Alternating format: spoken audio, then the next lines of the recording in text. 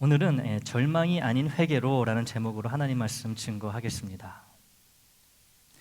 우리는 누구나 다 완벽하지 않습니다. 누구나 다 완벽하지 않아요. 무슨 말이냐 하면 죄를 짓지 않고 살 수 없다는 거예요. 예수를 안 믿는 사람들은 당연한 거고요, 예수를 믿는 우리도 당연한 겁니다. 어쩔 수가 없어요. 죄를 지을 수밖에 없습니다. 말로, 생각으로, 행동으로, 때로는 의도하지 않게 실수, 죄를 짓기도 하고요, 어떨 때는 일부러 알면서도 약한 마음으로 죄를 지을 때도 있습니다. 알고 짓는 죄, 모르고 짓는 죄, 다 우리에게, 나에게 해당되는 거죠. 이게 인간의 연약함입니다, 여러분. 우리의 연약함이에요. 이 바울과 같은 위대한 성인도 로마서 7장에서 뭐라 그러죠? 오호라 나는 공고한 사람이로다. 이 사망의 몸에서 누가 나를 건져내랴. 이 죄를 벗어날 수 없는 이 인간의 연약함을 이렇게 한탄하고 있습니다. 바울 같은 사람도 이렇게 죄 때문에 괴로워했다면 하물며 우리 같은 사람들은 얼마나 더 죄에 무방비 상태로 노출되어 있겠습니까? 그런데요, 여러분, 이 죄보다 더 치명적인 것이 있어요. 죄보다 더 치명적인 것이 있다. 그게 뭘까요? 절망입니다. 절망. 죄보다 더 치명적이고 더 위험한 것이 절망이라는 거예요. 이 많은 사람들은 죄가 문제라고 생각하지만 사실 진짜 문제는 이 절망이 있습니다. 절망이, 이게 정말 무서운 겁니다. 왜냐하면 여러분, 이 죄는 회개를 통해 용서받을 수 있어요. 회개하면 용서받을 수 있는 게 죄입니다. 하지만 절망은 하나님의 용서를 거부하게 만듭니다. 회개의 문을 닫아버려요. 용서받을 수 있는 기회를 빼앗아 버린다는 것이죠. 그러니 죄 자체보다 이 죄와 이어지는 이 절망이 훨씬 더 위험하다고 할 수가 있어요. 이 절망. 예를 들어보면 이렇습니다. 어떤 환자가 심한 병에 걸렸어요. 그런데 분명히 고칠 수 있는 병입니다. 치료를 받으면. 의사한테 가서 진단을 받고 약을 먹든 수술을 받든 치료를 받으면 분명히 회복될 수 있고 살 수 있는 병이에요. 그런데 이 환자 본인이 나는 이미 끝났어, 나는 죽은 목숨이야 라고 포기해버리면, 치료를 포기해버리면 여러분 어떻게 되지요? 죽는 거예요. 이 본인이 지금 갖고 있는 이 질병보다, 중병보다 더 치명적인 결과, 이 사망을 가져오게 된다는 것이죠. 절망을 하면 이렇게 된다는 거예요. 마찬가지입니다. 죄는 우리의 영혼을 분명히 병들게 해요. 하지만 절망은 우리의 영혼이 회복되지 못하고 죽도록 방치해둔다는 것이지요. 절망은 하나님께 나아갈 길을 막아버리는 영적 사망의 바로 전 단계라고 볼 수가 있습니다. 여러분, 절망. 이 성경에서도요, 이런 절망의 모습을 잘 보여주는 인물이 있는데요, 바로 가룟 유다입니다. 그는 예수님을 팔았다는 큰 죄를 지었어요. 사실입니다. 그런데 그를 완전히 무너뜨린 건 그 죄에 대한 죄책감이 아니라 그가 스스로 느낀 절망감이었다는 것이죠. 분명히 자신이 저지른 일을 후회했습니다. 그런데 가룟 유다는 하나님께 돌아가지 않았어요. 자신이 잘못했다는 걸 깨달았지만, 뉘우쳤지만 하나님께 나아가지 않았다는 것이죠. 이제 나는 끝났어, 용서받을 수 없어, 그렇게 스스로 단정하고 하나님의 자비 대신 이 절망에 붙들렸던 사람이 바로 가룟 유다였습니다. 만약에 가룟 유다가 주님이 제자들에게, 본인을 포함한 다른 제자들에게 하셨던 말씀, 이 마태복음 18장 22절에 기록된 주님의 이 말씀을 기억했다면 어땠을까라는 생각을 해봅니다. 이 무슨 말씀이냐 하면, 이 베드로가 묻습니다. 선생님, 나의 형제 자매가 나의 이웃이 나에게 고의로 죄를 지었어요. 그러면 제가 7번까지 용서해주면 되겠습니까? 라는 이런 질문을 하자 주님이 이런 말씀을 하십니다. 예수께서 이르시되 내게 이르노니 7번뿐 아니라 7번을 70번까지라도 할지니라. 7번을 70번이니까 여러분 7, 7이 49, 490번. 그럼 주님이 490번 용서하라고 하시는 말씀일까요? 아닙니다. 끝없이 용서하라는 말씀이세요. 끝없이 용서하라는 말씀이에요. 근데 이 말씀을 가룟 유다가 끝까지 기억을 했었더라면 어땠을까라는 생각을 해본다는 것이지요. 여러분, 예수님이 지금 우리에게 이런 말씀을 하고 계신 거예요. 형제 자매가 이웃이 지금으로 치면은 네 교우가 너에게 일부러 죄를 짓거든 7번이 아니라 7번에 70번이라도 끝없이 용서하라고 이런 말씀을 하시잖아요. 주님이 이런 말씀을 하실 수 있는 이유가 뭘까요, 여러분? 우리에게 이걸 요구하세요. 주님이 우리에게 이걸 요구하실 수 있는 근거가 무엇일까요? 주님이 이렇게 무한정으로 우리를 용서하시기 때문에, 나를 용서하시기 때문에 나에게도 우리에게도 이런 용서를 요구하신다는 것이지요. 이 가룟 유다가 주님의 이 말씀을 제대로 이해를 했고 제대로 기억을 했다면, 아, 맞아, 우리에게도 이렇게 끝없는 용서를 요구하시는 주님이신데 내가 무슨 죄를 지었든 정말로 돌이키고 회개한다면 우리 주님이 당연히 나를 용서해 주시겠지. 가룟 유다가 이것을 깨달았다면, 이 말씀을 붙들었다면 어땠을까라는 것이지요. 주님은 한계가 없는 용서의 하나님이십니다. 그렇다면 여러분, 문제는 하나님께 있는 게 아니에요. 문제는 내가 그 무한하신 용서를 믿지 못할 때, 그래서 회개가 아닌 절망을 선택해 버릴 때 이 문제가 된다는 것이죠. 항상 문제의 원인은 나입니다. 먼저 우리가 기억해야 할 것은 이것입니다. 이 절망은 그냥 단순한 감정이 아니라는 거예요. 하나님을 믿지 못하는 불신앙이 바로 절망입니다. 믿음이 없는 사람이 절망하는 거예요. 나는 믿음이 좋아, 근데 맨날 절망 가운데 있어. 그럼 뭐예요? 믿음이 없는 거예요. 믿음이 없는 겁니다. 우리는 너무 쉽게 절망한다는 말을 하는 것 같아요. 조금만 어려우면, 조금만 이 상황이 제대로 돌아가지 않는 것 같으면 정말 절망이야. 이제 소망이 없어.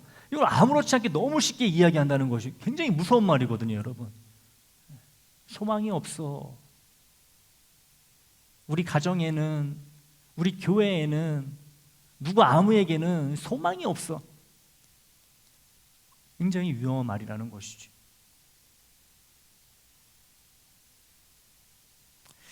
그런데요, 이 성경이 말하는 절망은 우울한 기분이나 이런 감정의 문제가 아니라는 거예요. 이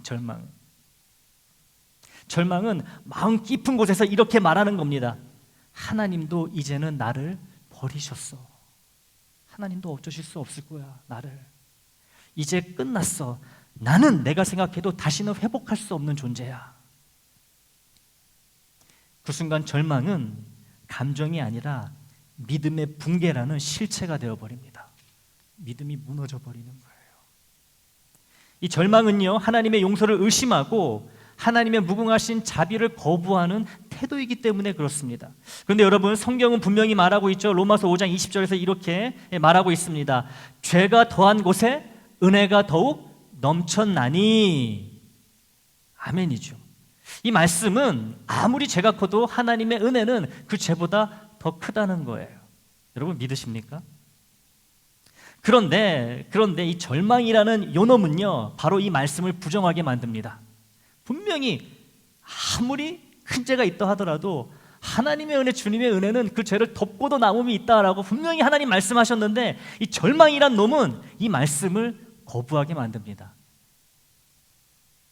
이 말씀은 나랑은 상관이 없는 거야. 내가 봐도 나는 구제불능이야. 하나님도 어쩌실 수 없어. 하나님의 은혜로도 저는 안 됩니다 라고 이렇게 고백해버리게 만드는 게 이 절망이라는 거예요, 여러분. 절망.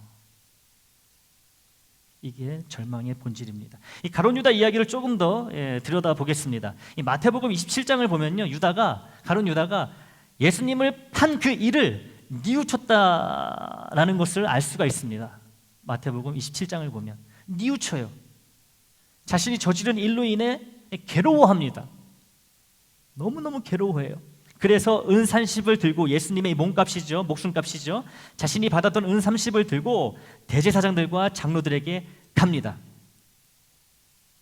그리고 이렇게 말합니다. 내가 무죄한 피를 팔고 죄를 범하였도다. 여러분, 유다의 이런 말, 이런 행위를 보면 그가 정말로 진심 어린 후회를 한 것 같습니다. 그렇죠, 참 후회를 한 것 같아요. 정말로 후회한 것 같아요. 뉘우치는 것 같아요. 몸값을 돌려주러 갔으니까. 그런데요, 문제가 있는데요. 그 문제는 뭐냐면 이 유다의 후회와 근심의 이 방향이라는 거예요. 방향이 잘못됐다라는 것이죠. 그의 괴로움의 방향이 잘못되었다. 어디를 향하고 있죠 지금? 사람을 향하고 있습니다. 가룟 유다가 사람을 찾아가요. 괴로움 가운데. 하나님께 가지 않습니다. 사람을 찾아가요. 가룟 유다의 이런 행동은 이렇게 말하는 것과 같아요. 내가 잘못했습니다. 내가 큰 일을 저질렀어요. 잘못을 저질렀어요. 이 돈 다시 가져가세요. 물읍시다. 자신의 죄책감을 처리하려고 사람에게 갔다는 거예요. 자신의 문제를 해결하려고 이 죄책감, 이 괴로움을 사람을 통해서 풀려고 했다는 것이죠. 근데 죄를 용서할 수 있는 분은 하나님밖에 없는데, 주님을 통해서 3년 동안 분명히 배웠을 텐데 하나님께 가지 않습니다. 용서받기 위해 하나님을 찾지 않았다는 거예요. 이게 가룟 유다의 큰 잘못이었다는 것이죠. 죄를 지었다는 사실을 알고 있어요. 하지만 그 죄로 인한 죄책감과 두려움을 하나님 앞에서 해결하는 것이 아니고 사람 앞에서 해결하라는, 사람 앞에서. 사람이 무슨 능력이 있습니까? 사람에게 무슨 죄사함의 권세가 있어요? 여러분, 우리가 서로에게 잘못을 하더라도요, 먼저 누구에게? 하나님께 회개해야 됩니다. 그리고 그 다음에 내가 잘못한 사람에게 찾아가서 사과를 해야 되는 것이죠. 근데 가룟 유다는 지금 그렇게 하지 않고 있어요. 방향이 잘못됐다는 거예요. 그래서 은 30을 다시 들고 대제사장들과 장로들에게 갔던 것이죠. 나는 이제 무르겠다. 나는 잘못이 없다. 그렇게 죄책감에서 벗어나려고 했던 거예요.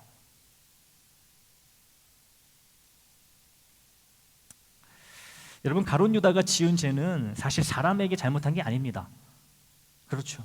하나님과의 관계를 끊어버린 이 배신의 죄였기 때문에 이거는 하나님과의 문제인 거예요. 하나님과의 문제. 그런데 사람을 찾아갔다는 것이죠. 유다는 눈에 보이는 사람들의 반응을 통해 이 안도받고 싶었던 거예요. 하나님은 눈에 보이지 않잖아요. 내가 잘못했습니다. 내가 잘못한 거예요. 당신들 나에게 준 이 돈을 받고 나를 용서해 주면, 다시 물른다면 내 마음이 좀 편해질 것 같습니다. 이게 전부였던 것이죠, 가룟 유다에게는. 하나님의 용서 대신에 인간적인 방법을 택했던 거예요. 방향이 잘못됐습니다. 그런데 대제사장들과 장로들은 기대하지 않았던, 원치 않았던 그런 반응을 보입니다. 가룟 유다에게. 뭐라 그래요? 야, 그게 우리와 지금 무슨 상관이냐? 이미 끝난 일인데 네가 잘못했으니까 그 죄는 네가 당하라. 이러고 맙니다. 유다는 이 말 한마디에 완전히 무너져 내립니다. 사람을 의지했더니 그 끝이 여러분 이렇다는 거예요. 사람에게 용서를 구했지만 사람은 그를 구원할 수 없습니다. 용서해 줄 마음도 없어요. 결국 그는 그 은 30개를 성전에 던지고 밖으로 나갑니다. 그리고 어떤 선택을 하지요? 스스로 생을 마감합니다. 오늘 보면 고린도후서 7장 10절은 이렇게 말합니다. 우리 한번 같이 읽어볼까요? 시작. 하나님의 뜻대로 하는 근심은 후회할 것이 없는 구원에 이르게 하는 회개를 이루는 것이요 세상 근심은 사망을 이루는 것이니라. 아멘. 여기서 우리는 하나님의 뜻대로 하는 근심과 세상 근심, 이 둘 사이에 있는 중요한 차이를 보게 됩니다. 여러분, 하나님의 뜻대로 하는 근심은 쉽게 말해서 하나님께로 가는 근심이에요. 근심의 마음이 있으면 하나님을 향해서 그 근심 있는 마음으로 그대로 나아가는 겁니다. 하나님을 향해서. 나의 죄를 보고 괴롭고 아파하지만 그 아픔이 하나님의 품으로 향한다는 거예요. 그 아픔이. 그래서 회개로 이어지고 결국 자유와 생명에 이르게 됩니다. 하지만 세상 근심은 하나님께 가지 못하게 막는 근심이라는 것이죠. 죄를 보고 괴로워합니다. 뉘우칩니다. 가룟 유다처럼. 그런데 그 괴로움이 하나님께 나아가지 못한 채 자기 안에서 그냥 뱅글뱅글 맴돌고 결국에는 하나님이 아닌 다른 것을 찾게 됩니다. 결국에는 원하는 것을 얻지 못하고 스스로 멸망해버린다는 것이죠. 망해버린다는 거예요. 이게 바로 가룟 유다의 이야기입니다. 여러분, 그의 근심은 하나님의 근심, 하나님이 기뻐하시는 근심이 아니라 세상의 근심이었어요. 자신의 죄를 인정했지만 하나님께 돌아가지 못했다는 것이지요. 회개하지 않았습니다. 하나님의 자비를 믿지 않았어요. 바로 그 지점에서 유다의 마음에 절망이 들어왔습니다. 결국 그의 후회는 생명을 낳는 회개가 아니라 자기 스스로를 죽음으로 몰아넣는 절망이 되어버렸다는 것이지요.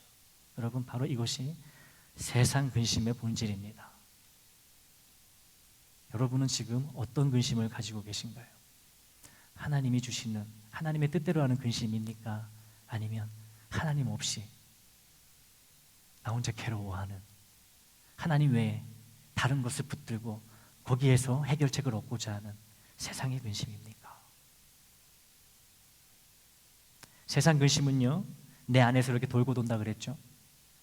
나는 왜 그랬을까? 나는 끝났어. 이게 여러분 결론입니다. 세상 근심, 절망으로 이끌기 때문에. 하지만 하나님의 뜻대로 하는 근심은 방향이 다르다는 것이죠. 이렇게 하나님, 제가 잘못했습니다. 하나님의 자비를 의지합니다. 십자가의 은혜를 의지합니다. 용서하여 주시옵소서. 한쪽은 절망으로 끝나고 한쪽은 소망으로 이어진다는 것이지요. 유다는 자신의 죄를 사람들 앞에서 고백했지만 사람들 앞에서는 고백했어요. 근데 하나님 앞에서는 침묵했다는 거예요. 하나님께는 아무런 이야기도 하지 않습니다. 그 한 걸음의 방향 차이가 후회와 회개, 절망과 구원의 길을 갈라놓았다는 것이죠. 여러분, 살면서 후회 많이 하시지요? 많이 하실 겁니다. 아유, 그러지 말걸, 이렇게 할걸. 근데 대부분 여기서 끝나는 것 같아요. 정말 후회한다면, 뉘우친다면 이걸 하나님께 가지고 나아가야 되거든요. 내가 아무리 혼자 속으로 후회한들, 여러분, 그게 나의 키를 한 자나 더 할 수 있겠습니까? 나의 연수를 여러분 하루라도 늘려줄 수가 있겠어요?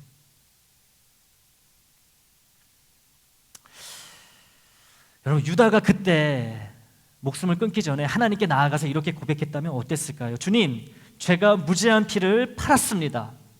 무죄한 우리 주님을 팔았습니다. 그러나 용서해 주시옵소서, 용서해 주시옵소서. 그 한마디가 있었다면 그의 이름은 지금처럼 비극의 상징이 아니라 회개의 본보기가 되었을지도 모르지요. 하지만 그는 사람에게 갔고 하나님께 가지 않았습니다. 그것이 바로 세상 근심의 길이요 절망의 시작이었다는 것이지요. 사랑하는 여러분, 죄는 무섭지만 죄보다 더 무서운 건 뭐라고요? 절망이라는 거예요. 절망. 죄는 용서를 구할 수 있지만 절망은 용서를 거부하게 만듭니다. 거절하게 만들어요. 죄는 우리를 하나님께로부터 밀어내는 힘이 있지만, 하나님부터 멀어지게 하는 힘이 있지만, 절망은요 하나님께 나아갈 길을 끊어버린다는 거예요. 오늘 하나님은 우리에게 이렇게 말씀하십니다. 너의 죄 때문에 낙심하지 말아라. 절망하지 말아라. 나의 은혜는 너의 죄보다 훨씬 크니라. 말씀하고 계세요. 그러니까 여러분, 우리 절망하지 맙시다. 절망하지 말아요. 죄를 지었다면, 죄를 보았다면, 그것 때문에 아프다면 그 다음에는 은혜를 바라보시기를 원합니다. 주님의 은혜, 십자가의 은혜를 바라보시기를 바라요. 넘어졌다면 다시 일어나시기를 바랍니다. 그곳에 주님이 기다리고 계시기 때문에 그래요. 우리는 누구나 실패합니다. 넘어집니다. 약속을 어깁니다. 때로는 큰 죄를 짓기도 합니다. 이 실패, 이 죄는 우리의 영역이에요. 인간의 영역입니다. 나는 왜 또 똑같은 걸로 넘어졌을까? 나는 왜 이렇게 변화가 없는 걸까? 이런 낙심은 자연스러운 반응이에요. 이 속상한 건 자연스러운 반응이라는 것이죠. 그러나 이 문제는 이러한 낙심이 하나님의 용서마저 의심하는 절망으로 변하면 안 된다는 거예요. 나 같은 사람은 다시는 기회를 얻지 못할 거야. 이렇게 생각하는 순간 실패와 죄는 단순한 나의 약점이 아니라 이 절망이 되어버립니다. 나의 영혼이 죽어가는 거예요. 죽어갑니다. 그건 겸손도 아니고요, 여러분. 칭찬받을 게 아무것도 없는 것입니다.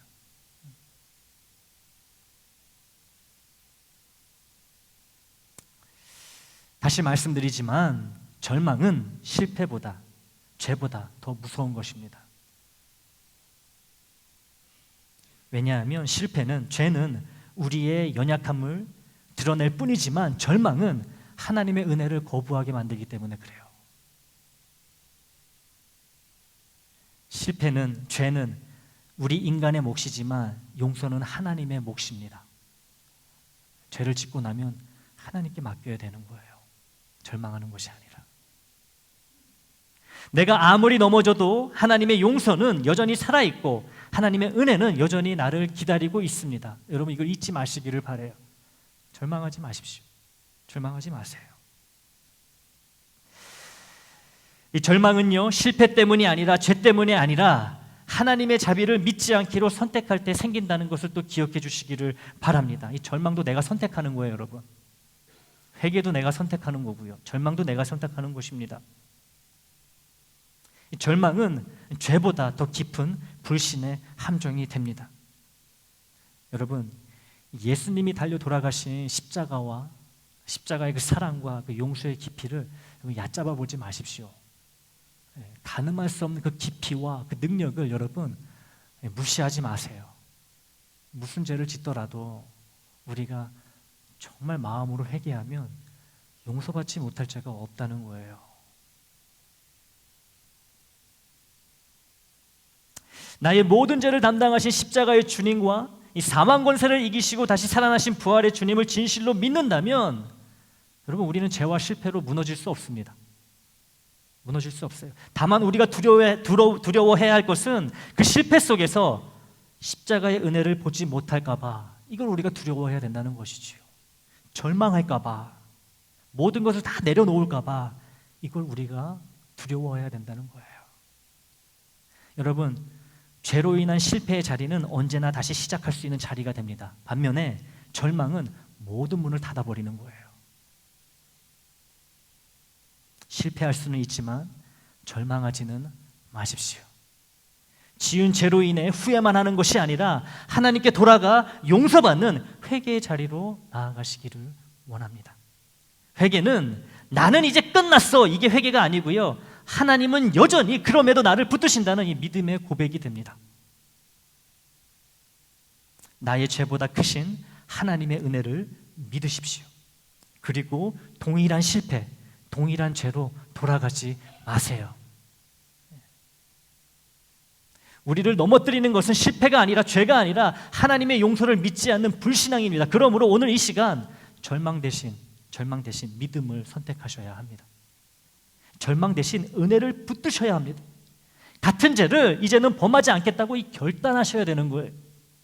그때 하나님은 우리를 새롭게 세우시고 하나님의 자비로 우리를 회복시켜 주십니다. 사랑하는 애장 식구 여러분, 오늘 말씀을 통해 우리가 꼭 붙잡아야 할 것은 이거예요. 죄보다 더 무서운 것은 절망이지만 그 절망을 이기는 길은 십자가에서 이미 증명된 하나님의 무한하신 용서를 믿는 믿음 안에 있다라는 사실입니다. 하나님은 우리가 죄를 짓더라도 다시 돌아오기를 기다리고 계세요. 잠도 안 주무시고요, 24시간 내내 24/7 계속 기다리십니다. 계속 기다려요. 하지만 우리가 스스로를 정죄하고 나 스스로를 정죄하고 이제 끝났어 라고 단정하는 순간, 여러분 실제로 이래가지고요, 예수 잘 믿다가 예수를 떠나는 사람들이 있어요. 왜요? 자기가 끔찍한 죄를 지었다는 거야. 그래서 이거는 예수님도 어쩌실 수가 없다라는 거예요. 그래서 나는 어차피 구원받지 못한 사람이니까 교회 안 나오는 거예요. 예수를 구주로 더 이상 인정하지 않습니다.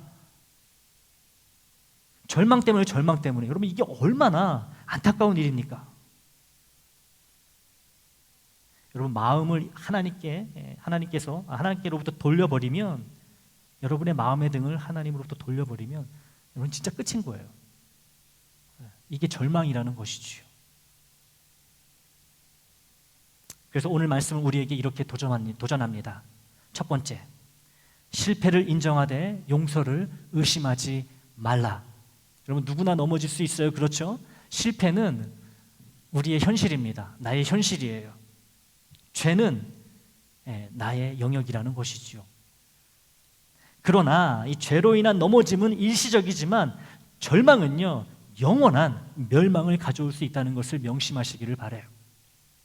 하나님은 우리가 죄를 통해서도, 지은 죄를 통해서도 배우게 하시지만 절망을 통해서는 아무것도 우리가 얻을 수 있는 게 없습니다. 절망하면 하나님이 그 다음에 하실 일이 없는 거예요. 실패했다면, 죄를 지었다면 여러분 인정하십시오. 그리고 반드시 하나님께로 돌아가시기를 바랍니다.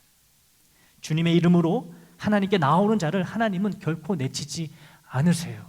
그 사랑을 의심하지 마시기 바랍니다. 두 번째, 자기 혐오 대신 은혜를 붙잡아야 합니다. 자기를 너무 이렇게 나는 완벽해, 나는 실수하는 사람이 아니야, 다 다른 사람 잘못이야, 이렇게 생각하는 사람도 큰 문제지만 여러분, 무슨 문제가 있을 때마다 다 나 때문이야, 내가 이렇지 뭐, 나는 구제불능이야, 하나님도 나를 어쩌실 수 없을 거야, 이렇게 끊임없이 자기를 혐오하고 비하하는 것도 여러분 참 좋지 않습니다. 그런 분들에게 드리는 말씀이에요. 그런 분들은 죄를 지은 뒤에 종종 자신을 미워하게 됩니다. 싫어하게 돼요. 혐오하게 돼요. 나는 정말 어떻게 인간이 이럴 수 있을까? 나란 인간은. 나는 왜 이러는 걸까? 하나님도 나를 포기하실 수밖에 없을 거야. 여러분 이런 마음은요, 이 겸손이 아니라 교만의 또 다른 얼굴이고 이 절망입니다. 절망. 자기 혐오에 머물면 여러분 믿음이 자라지 않아요. 하나님은 우리가 스스로 우리 자신을 정죄하는 것을 원하지 않으신다. 왜냐하면 나도 너를 정죄하지 않는다. 하나님 말씀하시잖아요. 네 안에 예수 그리스도의 믿음이 있기 때문에 나도 너를 정죄하지 않는다. 너도 이제 의로운 자가 되었다. 나의 자녀다라고 말씀하셨는데 여러분, 내가 자꾸만 스스로 정죄하고 구제불능이라고, 하나님도 어쩔 수 없다고, 예수의 십자가 보혈도 나에게는 통하지 않는다고 이러면 큰 죄가 된다는 거예요. 여러분 겸손이 아닙니다. 대신에 그런 마음이 들더라도 여러분 거기서 멈추는 것이 아니라 십자가에서 이미 완성되고 증명된 하나님의 은혜를 바라보며 하나님께 나아가야 된다는 거예요. 나아가야 되는 거예요. 자기를 반성하는 게 꼭 나쁜 것은 아닙니다, 여러분. 근데 거기서 끝나면은 아무런 유익이 없다는 거예요. 맞아, 나는 벌레만도 못한 인간이야. 하지만 나에겐 예수 그리스도의 십자가가 있어. 부활의 능력이 있어. 이미 다 십자가에서 용서하셨어. 내가 고백만 하면 돼. 그리고 다시 그렇게 안 살면 돼. 하나님께 나아가야 된다는 것이죠. 그게 중요한 거예요. 여러분 때로는 내가 나를 용서할 수 없는 그때에도 우리 하나님은 나를 용서하신다는 것을 기억하시기 바랍니다. 하나님은 나를 용서하세요. 내가 나를 용서하지 못해도. 하나님의 은혜를 신뢰하는 것이 믿음의 시작임을 꼭 명심하시기를 바랍니다. 다음으로요, 이 절망이 아니라 소망으로 회개해야 됩니다. 소망 가운데 회개해야 돼요. 절망은 회개의 길을 막지만 소망은 회개의 문을 활짝 열어줍니다. 소망이 있으니까 여러분 회개하는 거 아니겠습니까? 용서받을 수 있다는 걸 소망, 믿음이 있으니까. 여러분 회개는 그냥 후회하는 감정이 아니라고 말씀드렸죠. 가룟 유다가 거기만 하다가 그렇게 비참하게 생을 마감했다고 말씀을 드렸죠. 회개는요, 하나님께 다시 달려가는, 열심히 달려가는 적극적인 결단입니다. 회개는. 하나님께 돌아가는 길은 여러분 언제나 열려 있어요. 내가 끝이라고 생각하는 그때에도 하나님을 향한 문은 열려 있다. 하나님은 그 문을 열어놓고 기다리고 계시는 거예요. 회개의 문을 열어놓고 기다리고 용서의 문을 열고 기다리고 계시는 거예요. 들어가면 되는 거예요. 믿음으로, 소망을 가지고. 여러분, 우리에게도 7번뿐 아니라 70번까지도 용서하라고 하신 주님이, 아니 우리의 죄를 용서 못하실 게 뭐가 있겠어요? 우리에게도 이런 걸 요구하시는데. 그러므로 절망하지 마십시오. 이제는 죄를 바라보는 대신에 십자가의 은혜를 바라보시기를 바랍니다. 넘어짐을 붙잡는 대신에 다시 일어설 수 있는 주님의 소망을 꼭 붙드시기를 바라요. 그 소망이 우리를 회개로 이끌고 그 회개가 다시 생명의 길로 우리를 세워줄 것입니다. 오늘도 하나님은 절망 속에 있는 우리에게 이렇게 말씀하십니다. 두려워하지 말아라. 내가 너를 용서하노라. 이 음성을 듣고 절망 대신 회개와 용서의 은혜를 선택하는 우리 모두가 되기를 주님의 이름으로 축원합니다.